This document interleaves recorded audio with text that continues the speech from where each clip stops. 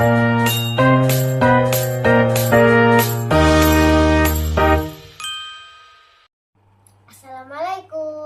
Hello, my name is Mikaela.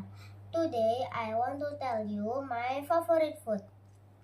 It is fried rice. My mother makes the best fried rice for me. I usually eat it for breakfast or dinner.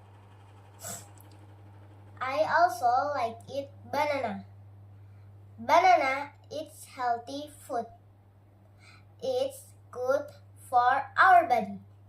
Thank you for listening to my story about my favorite foods.